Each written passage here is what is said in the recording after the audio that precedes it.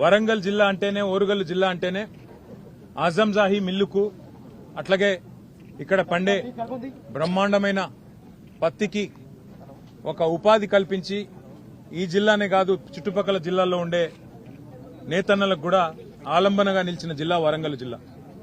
అట్లాంటి వరంగల్ ఉమ్మడి ఆంధ్రప్రదేశ్లో ఆనాడు తన పూర్వ వైభవాన్ని కోల్పోయి ఇక్కడ ఉండే నేతన్నలు వలసబోయి సూరత్కి, షోలాపూర్కు, భివాండీకి వలసబోయే పరిస్థితి ఉమ్మడి ఆంధ్రప్రదేశ్లో వచ్చింది.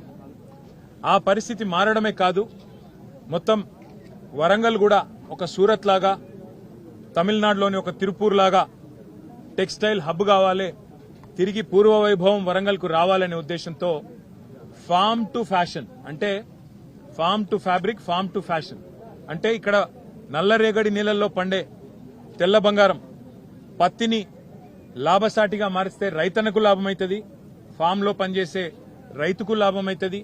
దాంతోపాటు ఇక్కడ మరి ఉండే మహిళలు ఎవరైతే ఈ ఫ్యాషన్ ఇండస్ట్రీలో, ఫ్యాబ్రిక్ ఇండస్ట్రీలో పనిచేస్తే వారికి కూడా ఉపాధి దొరుకుతుందనే ఉద్దేశంతో భారతదేశంలోనే అతి పెద్ద టెక్స్టైల్ పార్కు ఏర్పాటు చేసింది ఆనాటి కేసీఆర్ గారి ప్రభుత్వం.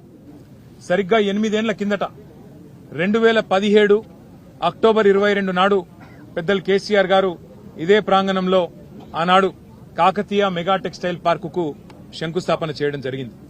సరే, మధ్యలో కరోనా రావడం వల్ల 2 ఏళ్లు కొంత ఇబ్బంది అయినా చివరికి ఈరోజు ఇక్కడికి వచ్చి చూస్తే కైటెక్స్ లాంటి పరిశ్రమ, యంగ్ వన్ లాంటి పరిశ్రమ, గణేష లాంటి పరిశ్రమ ఇవాళ దాదాపుగా 25-30 వేల మందికి ఈ కాకతీయ మెగా టెక్స్టైల్ పార్కు నుంచి ప్రత్యక్ష ఉపాధి అవకాశాలు కల్పించే స్థాయికి చేరుకోబోతా ఉండడం నిజంగా కూడా చాలా సంతోషదాయకం.